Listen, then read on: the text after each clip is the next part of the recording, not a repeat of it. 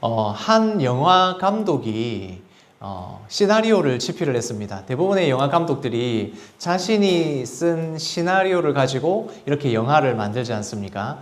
그 감독이 열심히 시나리오를 완성을 했는데 그때가 한 90년대 중반 정도 되었답니다. 그 중반에 완성한 시나리오로 영화를 만들려고 생각을 해보니까 지금 현재 기술로는 도저히 이 영화를 구현을 못 하겠는 겁니다. 그래서 이 감독이 아마 고민을 했던 것 같습니다. 그리고 이 감독은 기다렸습니다. 꽤 오랜 시간 동안 이 영화를 만들 수 있는 기술이 발전하는 그 시대까지 기다렸습니다. 그리고 자기도 열심히 그 기술을 만들기 위해서 투자도 하고 뭐 이렇게 했던 겁니다. 그렇게 시간이 지나서 15년이라는 시간 동안 기다린 겁니다. 그렇게 해서 만들어진 영화가 바로 우리가 알고 있는 아바타라는 영화입니다. 이 영화를 만들기 위해서 기다릴 수밖에 없었다는 걸 저는 극장에 가서 보면서 알 수 있었습니다. 그때 처음에 이 영화를 보면서 느꼈던 이런 것을 만들어서 구현할 수 있구나, 이렇게 화면에 나올 수 있구나 라는 것을 느끼며 굉장히 감탄했던 기억이 있습니다. 이 영화를 만들기 위해서 그렇게 인내하고 노력을 해서 결국엔 모든 사람들이 깜짝 놀랄 만한 영화를 만들어낸 것입니다. 만약 그때 이 감독이 90년대 중반에 이 영화를 만들었다면 어땠을까? 그때 만들었다면 아마 이 정도의 멋진 작품이, 완성도 있는 작품이 나오지 않을 수도 있었겠다, 이런 생각을 하게 되었습니다. 어떨 때는 우리가 일을 급하게 하는 것보다 오랫동안 기다리고 인내했을 때, 참고 견뎠을 때 그게 더 빛을 발하는 경우들이 생기는 것을 보게 됩니다. 이 영화를 생각하면서 저는 하나님께서 우리를 만들어 가시고 빚어 가시는 그 일들을 생각해 봅니다.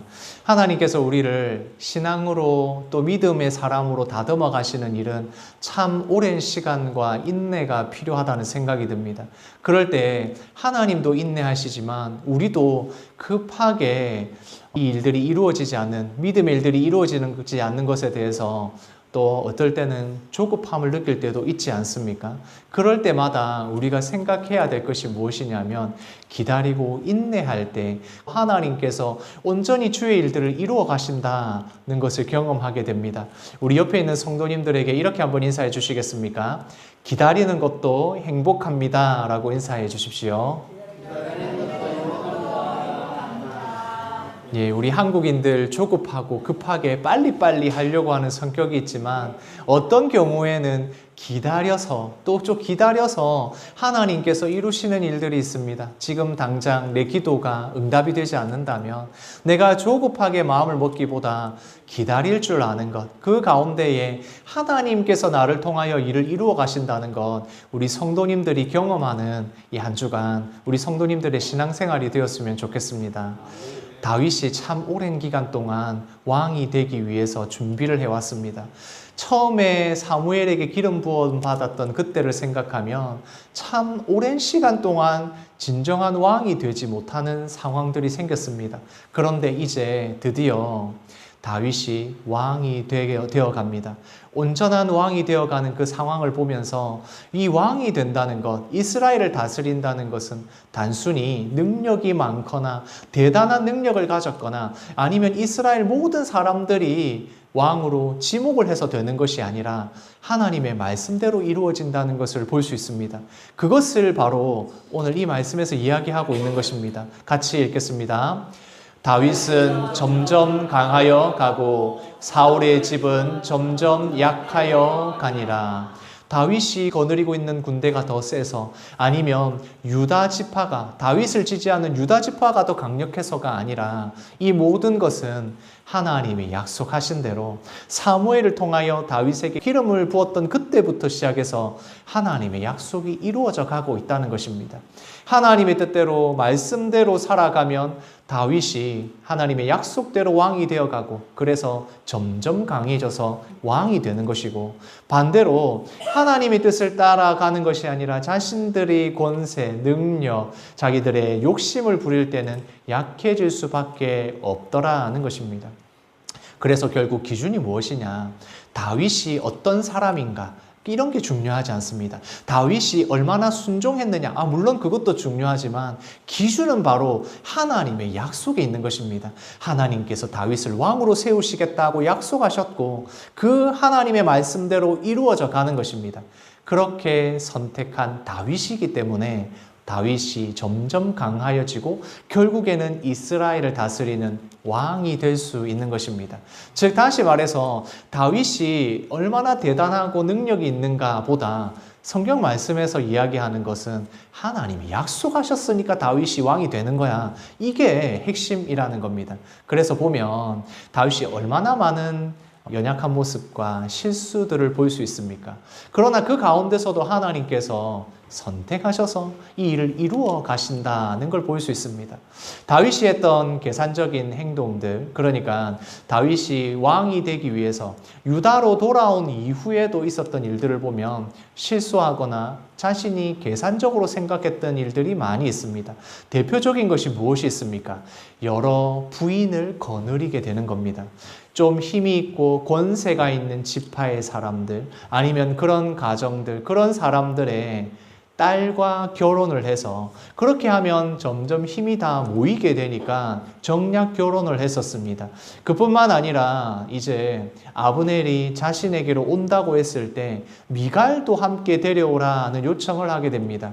사울의 딸, 원래 자신의 아내였던 이 미갈을 다시 데려오게 되면 사울 왕이 가지고 있었던 이 정통성, 그걸 내가 가져올 수도 있겠다. 이스라엘 지파들이 나를 지지할 수 있는 명분이 되겠다. 이 생각을 하고 미갈을 데려오라고 합니다. 그뿐만 아니라 이스보셋을 왕으로 세웠던 아브넬, 이 적군에서 힘을 가지고 있는 사령관과 손을 잡고 어떻게든 나라를, 이스라엘 전체를 다스릴 준비를 하게 됩니다.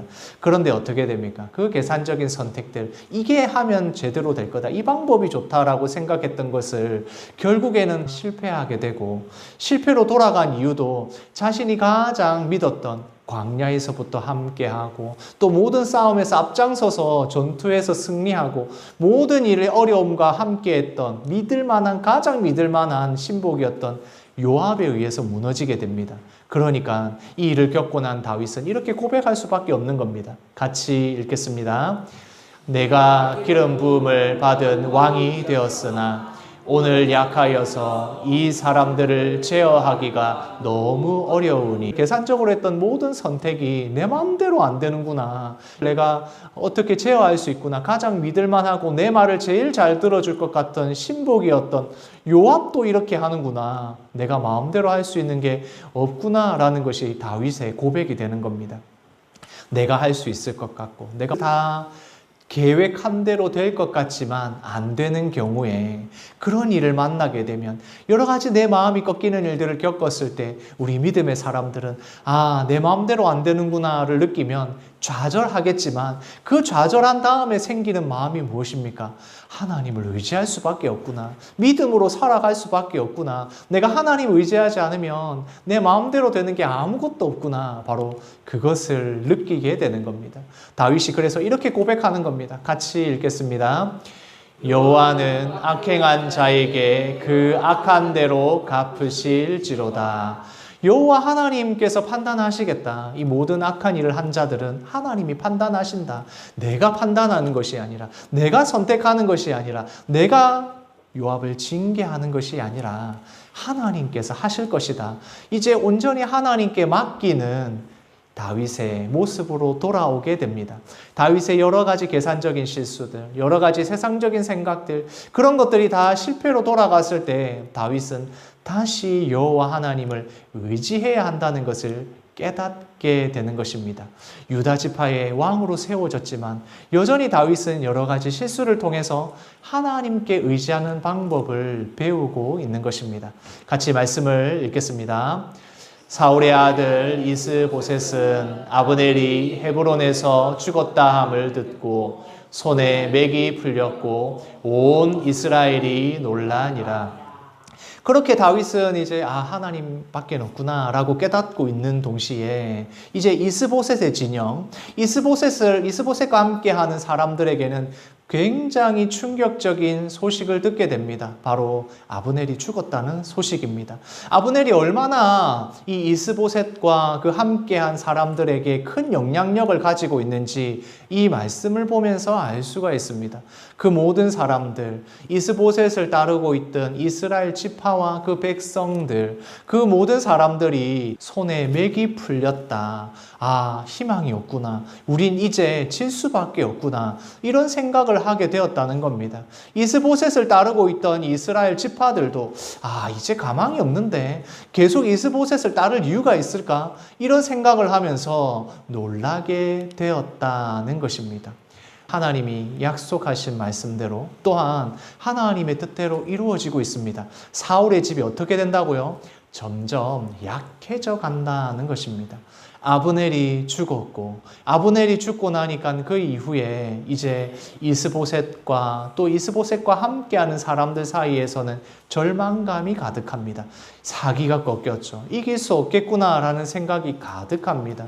그런 말씀 가운데 보면 요나단의 아들 가운데 무비보셋에 대한 이야기도 나옵니다. 이 요나단의 아들 무비보셋이 어릴 때에 이 도망을 치다가 유모가 실수로 떨어뜨려서 다리를 다치게 됩니다. 그 다리를 다쳐서 평생 동안 이 다리를 회복하지 못하게 된다라는 말씀이 나옵니다. 이 말이 무슨 말입니까? 이스보셋 세대에도 지금 절망인데 그 다음에 왕이 되어야 할 사람들조차도 제대로 준비가 안 되어 있다라는 겁니다. 과거에는 어떻습니까? 전쟁을 직접 나가서 제일 앞장서서 달려가야 되지 않습니까? 그런 왕이 다리를 다쳤으니 이거는 안 된다라고 생각을 하는 겁니다. 전쟁을 해야 될 사람이 전쟁을 할 수 없게 되었으니까 앞으로 우리 이 사울 왕가에 아무런 희망이 없구나라는 것을 알려주는 겁니다. 사울의 집이 점점 약해져 갑니다. 하나님의 뜻이 아닌 사울 왕의 집에 더 이상 왕으로서 그리고 이스라엘을 다스릴 어떠한 명분도 능력도 없다는 것을 보여줍니다. 그러다 보니 그 안에서 군 안에서도 이스보셋을 따르는 군대 안에서도 문제가 생깁니다. 군 지휘관이었던 사람들 바아나 레갑이라는 사람이 있었습니다. 이 사람들이 생각해 보니까 아브넬은 죽었지. 지금 우리 여기는 아무 가망이 없다. 그러면 어떻게 해야 될까? 우리 진영에 희망이 없다면 어떻게 해야 될까? 고민을 하게 됩니다. 그렇게 고민을 하다가 어떤 방법을 생각하느냐? 그러면 우리가 다윗의 진영으로 다윗 왕에게 가서 붙어야겠다. 그러면 다윗 왕에게 붙기 위해서는 우리가 그냥 가면 안 되니까 이스보셋을 죽여야겠다 생각을 하고 이스보셋이 낮잠을 자는 틈을 타서 암살을 하게 됩니다. 그렇게 암살을 하고는 그 증거를 가지고 다윗에게로 갑니다. 다윗에게로 가서 이제 이것을 보여주는 것입니다. 당연히 자신의 군대의 가장 높은 사람을 배신한 것이고 또 살인을 한 것이고 이러니까 이게 절대 좋은 일이 될 수가 없습니다. 그런데 반대편에서 한번 생각해 보십시오. 다윗 왕 편에서 생각해 보면 어떻습니까? 다윗의 나라의 생각을 하면 이 사람들은 가장 적군의 높은 사람을 죽인 영웅 같은 사람이 될 수 있는 겁니다. 같이 말씀을 읽겠습니다. 왕의 생명을 헤아려 하던 원수 사울의 아들 이스보셋의 머리가 여기 있나이다. 여호와께서 오늘 우리 주 대신 왕의 원수를 사울과 그의 자손에게 갚으셨나이다 하니, 그러니까 이 사람들이 나와가지고 이제 다윗에게 가서 이렇게 이야기하는 겁니다. 왕이시여, 저희가 당신의 원수였던 사울의 아들을 이렇게 죽이고 증거를 가져왔습니다. 지금 이렇게 일어난 이 모든 일은 여호와 하나님께서 이 모든 것을 갚아주신 겁니다 라고 이야기를 합니다. 즉 다시 말해서 이걸 통해서 다윗의 진영으로 망명을 가고 그러면서 대단한 공을 세운 거니까 이거에 대해서 이야기를 하면서 하나님이 하셨다라고 이야기하는 겁니다.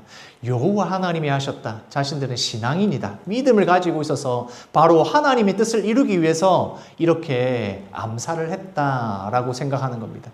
바나와 레갑은 생각한 겁니다. 이게 하나님의 뜻으로 잘 포장을 하고 그리고 나서 가면 지금 이 사람을 죽였으니까 자신들의 왕을 죽였지만 상대방에게 봐서는 가장 원수인 사람을 죽인 거니까 아마 다윗이 보상을 하겠구나. 우리는 여기서 한 자리 차지할 수 있겠지. 라고 생각을 했던 겁니다.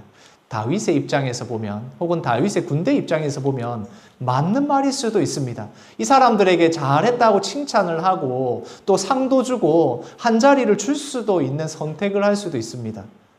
또한 다윗은 다른 길을 선택할 수도 있습니다. 다윗은 여기서 어떤 길을 선택했겠습니까?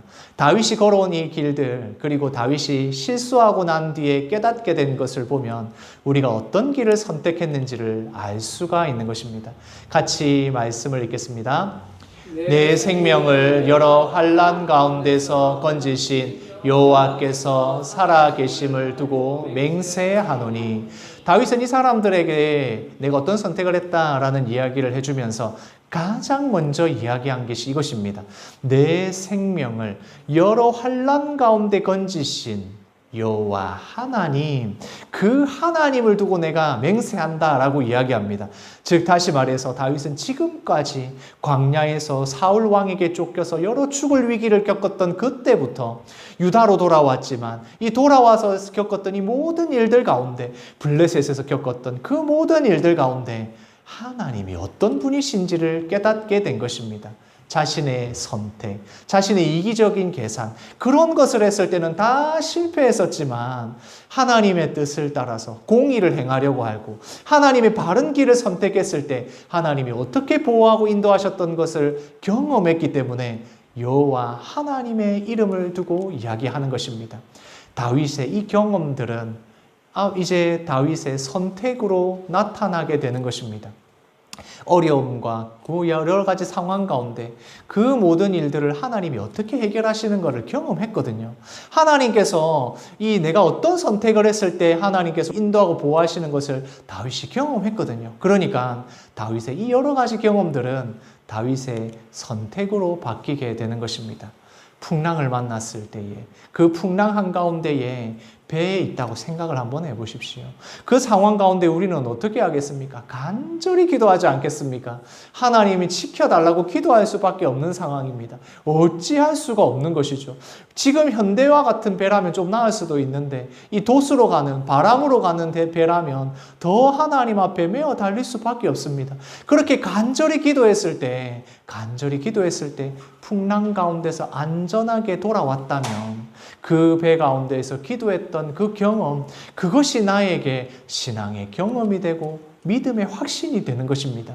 바로 이러한 경험들이 중요한 것입니다. 저는 아직도 젊은 시절에 병원에 수술했던 그 경험을 잊지를 못하겠습니다. 그때 배에 염증이 너무 심하게 퍼져서 병원에 갔는데 그 병원에서 의사가 이거 큰일 난다, 바로 수술을 해야 된다는 겁니다. 그래가지고 이 아픈 배를 움켜쥐고는 수술복을 갈아입고 급하게 제가 걸어서 수술실에 들어갔습니다. 그 수술실에 들어가서 의사랑 간호사는 부지런하게 자신들의 일을 무표정하게 막 하고 있는 겁니다. 이렇게 수술 준비를 하고 있는데 저는 그 수술복을 입고 그 차가운 수술대, 아직도 잊혀지지가 않습니다. 그 차가운 그 수술대에 누웠는데 누우면서 여러 가지 생각이 드는 겁니다. 지금 내가 이 수술을 하면서 혹시나 마취를 하고 나서 깨어나지 않는다면 그대로 그냥 죽겠구나, 그렇게 죽을 수도 있겠구나, 이런 생각이 들더라고요. 그러니까 의사나 간호사들은 아무렇지도 않게 일을 하고 있지만 저는 그 상황 가운데서 누워서 기도하게 되더라고요. 간절하게 기도하게 되더라고요. 이 너무나도 닥쳐오는 위기, 내가 일어날 수도 없겠구나 하는 생각이 드니까 간절하게 기도가 되더라고요. 그렇게 기도하고 나서 깨어났을 때 제가 느꼈던 하나님이 나를 지켜주시겠구나, 하나님이 나를 지켜주신다는 그것이 나에게 확신으로 다가왔습니다. 우리 성도님들 그런 경험들 있지 않습니까? 위기의 상황에, 어려움에, 내가 해결할 수 없는 문제 가운데 기도하고 하나님께 매어 달렸더니 하나님이 해결해 주셨던 경험들이 있지 않습니까? 그런 경험들이 하나하나 모여서 내 마음의 이 바구니에 하나하나 다 담기게 되면 어떻게 됩니까? 그것이 내 믿음을 굳건하게 세워주고 하나님과 나와의 확신과 신뢰가 세워지게 되는 것입니다. 내가 했던 그 경험들, 하나님께 매어 달려서 하나님께 기도했을 때 나를 지켜주셨던 그 믿음의 경험들, 기도의 응답들이 다 하나하나 모여서 바로 내가 믿음으로 살아갈 이유, 하나님이 주시는 바른 길을 선택할 이유가 되는 것입니다. 나의 하나하나의 그 기도, 내 하나하나의 응답이 하나님과 내 사이에 하나하나의 그 선과 줄이 연결되어서 더 이상 끊어지지 않는 아주 질기고 두꺼운 줄이 되어 가는 것입니다. 우리 성도님들 어려운 일을 만나면 기도하시고 그 기도에 응답받은 것들을 기억하셔야 됩니다. 하나님이 내 삶 가운데 주셨던 이 여러 가지 경험들을 통해서 나는 하나님 앞에서 바른 선택을 해 나갈 수가 있는 것입니다. 다윗도 그렇습니다. 이 다윗이 얼마나 많은 경험을 했습니까? 그 많은 경험 가운데서 이제 하나님과 다윗 사이에 끊어지지 않는 그 믿음과 확신이 있는, 그래서 선택을 할 수 있게 되는 것입니다. 그래서 다윗은 바른 길을 선택합니다. 이 이스보셋을 죽인 암살한 이 사람들에게 상을 주고 그들을 칭찬하는 것이 아니라 하나님의 공의를 이루는 선택을 하게 됩니다. 같이 읽겠습니다. 악인의 피 흘린 죄를 너희에게 갚겠다. 그래서 이것을 칭찬하지 않고 상을 주거나 한 자리를 주지 않고 피 흘린 죄를 너희에게, 이것이 죄인이다, 너희의 죄다라는 것을 분명하게 알려줍니다. 이들이 공을 세운 대단한 영웅이 아니라 악인이다라고 분명하게 이야기하고 그들을 판결하게 됩니다. 하나님의 바른 길을 선택하게 되는 것입니다. 다윗이 지금까지 걸어온 길을 한번 생각해 보십시오. 얼마나 많은 일들을 겪었습니까? 자신이 선택한 일들도 있었고 하나님께서 주신 공의로 선택한 길들도 있었습니다. 그 길들이 어떻게 가게 되었는지, 어떤 방향으로 가게 되는지 다윗은 참 여러 가지 경험을 하게 됩니다. 물론 그러면서도 실수를 여러 번 하게 되지만 그러면서 다윗이 경험하게 된 것이 있습니다. 하나님의 공의를 이루려고 할 때에, 하나님의 말씀대로 이루어오면서 살아갈 때 사울을 죽이지 않고 또한 이스보셋을 죽이지 않고 하나님의 약속을 붙들고 있을 때 하나님께서 나에게 어떤 것을 부어주시는지를 경험한 것입니다. 빠른 길도 있고 급하게 가야 할 길도 있지만 그런 길이 아니라 온전히 하나님의 바른 길로 가기 위해서 돌아가더라도, 시간이 오래 걸리더라도 그렇게 걸어갔을 때 하나님께서 나와 함께 하시는구나 라는 것을 경험하게 된 것입니다. 그래서 다윗이 이런 선택을 하게 됩니다. 그렇게 선택을 하고 난 뒤에 이제 그 군지휘관들은 심판하고 이스보셋은 잘 매장을 하고 난 뒤에 이스라엘 백성들이 모여들게 됩니다. 같이 읽겠습니다. 이스라엘 모든 지파가 헤브론에 이르러 다윗에게 나와 이르되 보소서 우리는 왕의 한 골육이니이다. 이제 이스라엘 모든 지파가, 이전에 이스보셋을, 사울의 집안을 지지하던 그 이스라엘 지파들이 모두가 다윗이 있는 헤브론으로 모여들게 됩니다. 그렇게 나와서 다윗에게 이야기합니다. 이제 더 이상 다른 왕은 없습니다. 당신이 이스라엘의 왕입니다 라는 것을 인정하게 됩니다. 그러면서 하는 말이, 왕은 한 골육입니다. 당신은 우리의 뼈와 살이 됩니다 라고 이야기합니다.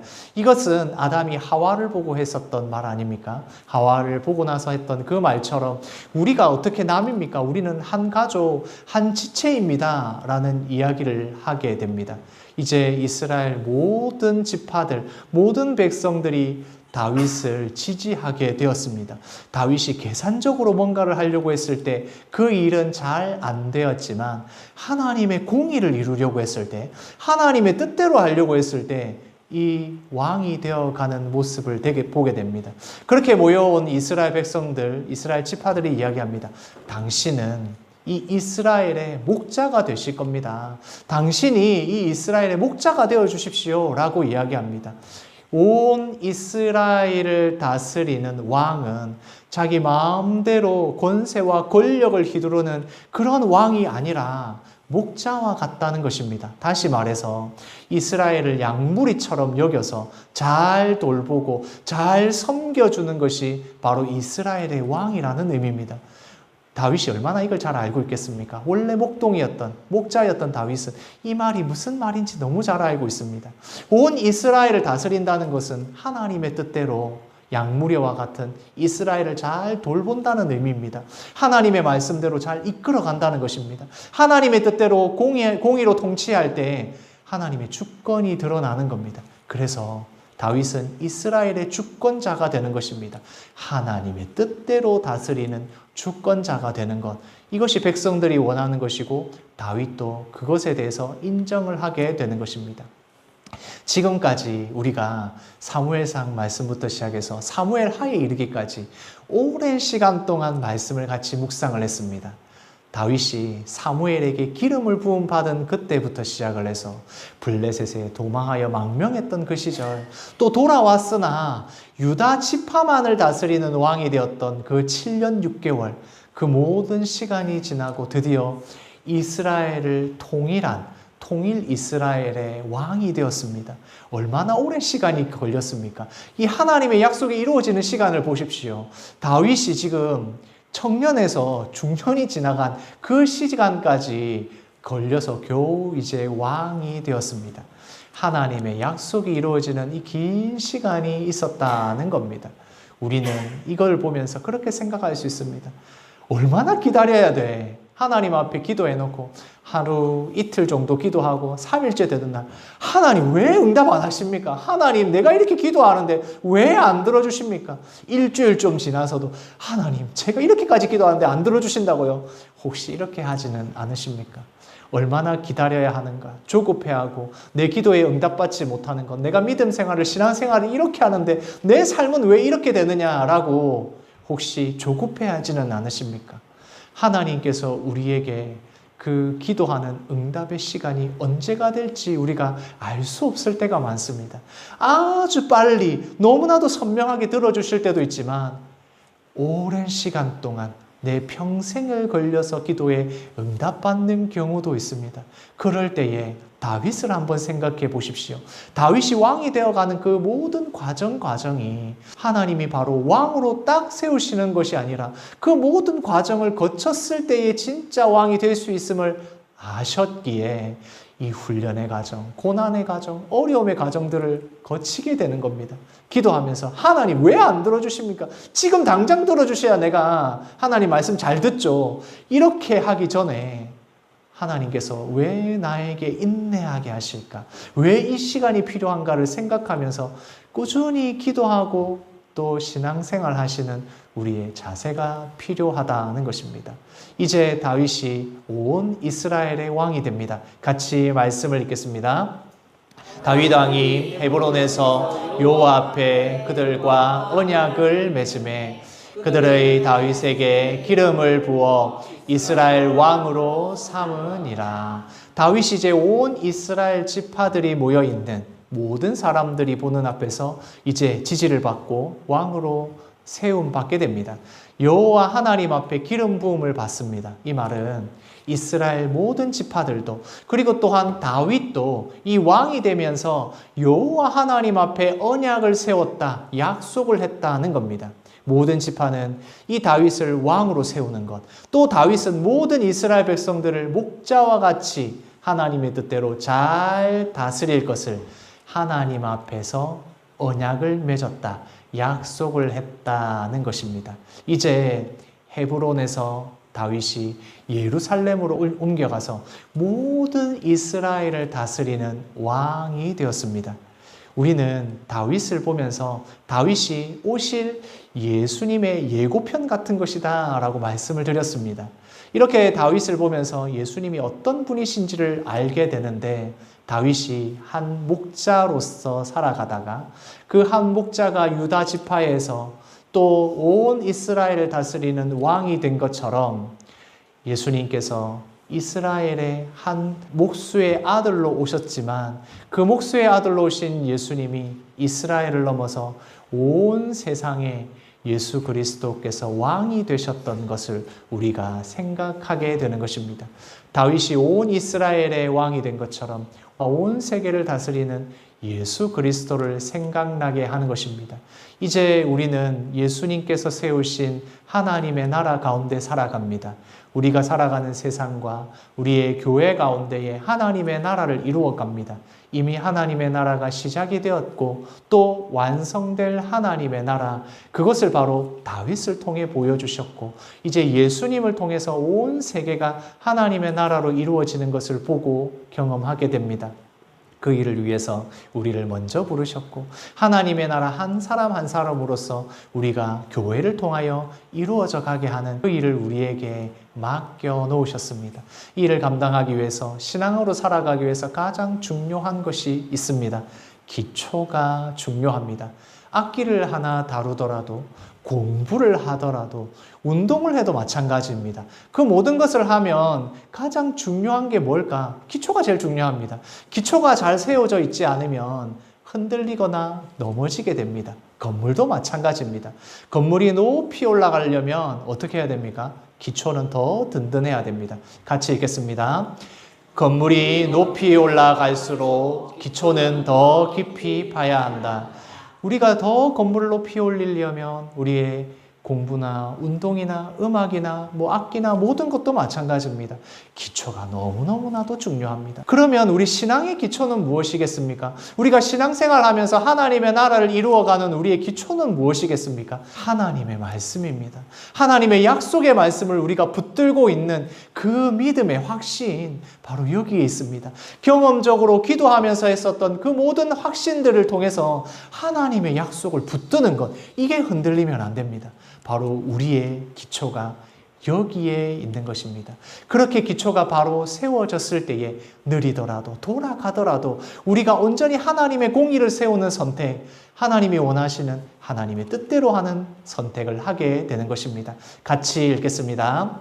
하나님의 길을 선택합시다. 우리가 선택해야 할 때에, 고민하고 걱정할 때에 하나님의 길을 선택하고 인내하시면서 하나님의 뜻을 바라보고 나아가시는 우리 영계교회 성도님들 되시기를 소원합니다. 아멘.